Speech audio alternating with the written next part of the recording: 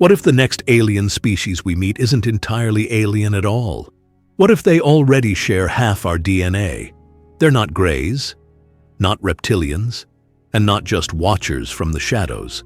According to multiple contactees and researchers, there's a race of beings preparing to make open contact with Earth. They call themselves the Yahyel, and the strangest part? They look almost human. Tall, luminous skin, large almond eyes, smiles, empathy, even a sense of humor. The Yahyel are said to be the fifth-generation result of a long-running hybridization program, a genetic fusion between humans and greys that began during the abduction era.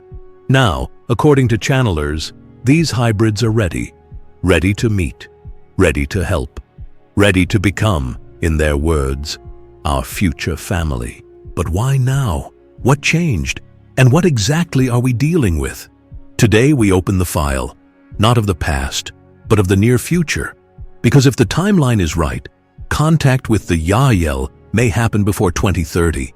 And if it does, it won't just rewrite our history, it might redefine what it means to be human. In the sprawling web of alien contact lore, few names are as enigmatic or as strangely familiar as the Yahyel. They are known as fifth-generation hybrids, beings said to be genetically engineered from both gray extraterrestrials and modern humans. Not abductors, not invaders, something new. The Yahyel first gained traction in the late 1990s through the channeler Daryl Anka, who claimed to relay messages from a being named Bashar. In these transmissions, Bashar described the Yahyel as our closest galactic relatives, even calling them our future family. And he wasn't alone. Other channelers, like Vieteka Kulhoff and Sean Swanson, echoed the claim. The Yahyel aren't coming to Earth to dominate. They're here to reconnect. According to them, open, visible first contact is already in motion, with full public arrival possible before 2030, if humanity is ready. The main condition: global emotional coherence.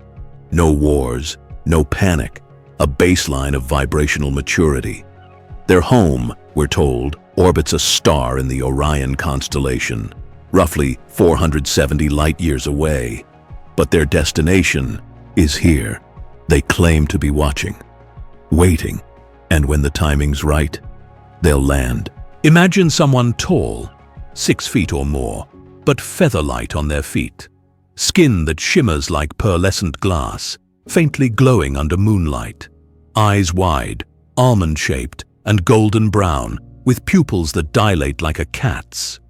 This is how contactees describe the Yahyel. They don't dress in space armor.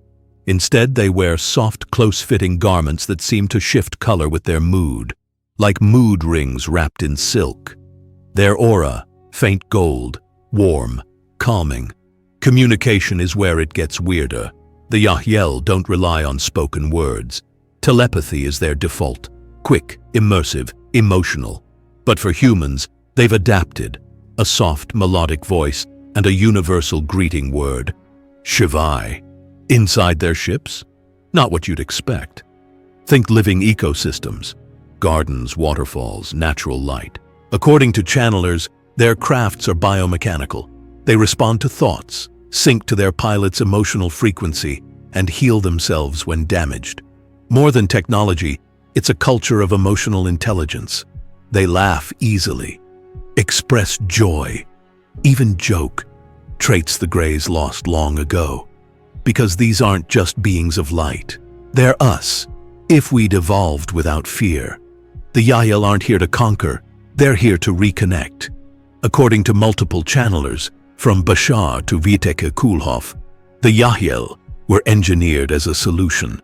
A hybrid race born from the desperation of the Greys, who, after thousands of years of cloning, lost the ability to feel or reproduce. The Greys needed a reboot, so they turned to human DNA, not just for biology, but for emotion.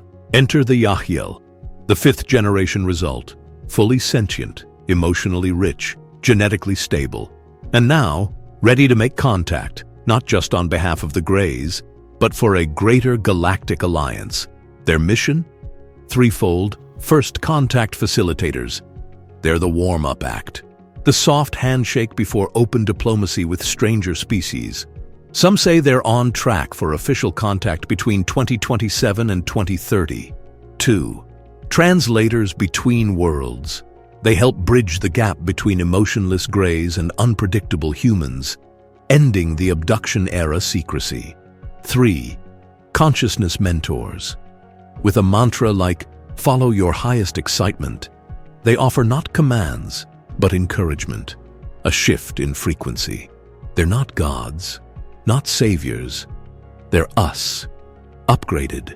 If the Yahyel are real, they're not just out there. They've already made their presence visible. Let's start with the Phoenix Lights. 1997. Thousands across Arizona saw a mile-wide V-shaped craft drift silently overhead. Official response?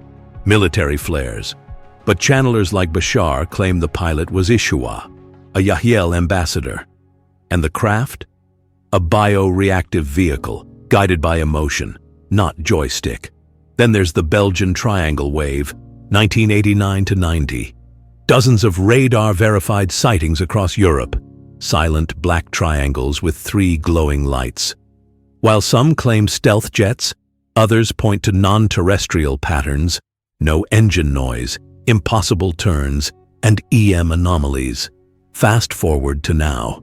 Social media is bursting with amateur CE5 encounters, flashlight signals sent to the sky, returned by intelligent orb patterns.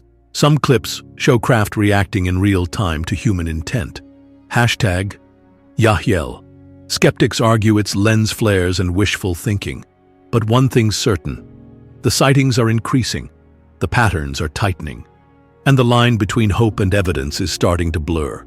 Not everyone's ready to welcome the Yahyel. Skeptics point to the obvious. No peer-reviewed data, no physical artifacts, no confirmed craft wreckage, no hybrid children offering interviews. From their view, the Yahyel aren't advanced ambassadors. They're wishful thinking wearing an alien mask. Rational Wiki slams channeling as improv woo. Psychologists call it narrative projection, an unconscious blend of science fiction, ego, and hope. The emotional warmth of Yahyel lore, just another coping myth in a chaotic world. Then there's the military angle. Flare drops, classified aircraft tests, AI-powered drones creating optical illusions, the Belgian Wave, stealth prototypes, the Phoenix Lights, training exercises, and yet, there are recurring mass dreams, almost identical across cultures. People report seeing the same hybrid child, the same glowing craft, the same word, Shivai. There's no proof, but there is pattern, which leaves us at the edge of something strange, a phenomenon too soft for science, too persistent for coincidence, too strange to ignore. So we leave this file open, a signal waiting for response, because maybe, just maybe, first contact isn't a landing, it's a remembering. If the Yahyel are real, if they are part human, part something else, then the most important meeting in history might not begin with a ship. It might begin with a question. Are we ready? Because the countdown isn't about technology. It's about trust, curiosity, imagination. They are our future family, Bashar said. But every family needs an invitation. So what do you believe? Drop your vote in the comments. Hope or hoax? And if you're ready to go deeper, click the next file. Shalanaya on Mars? You won't believe what's coming next. Subscribe, stay strange, and remember, they're listening.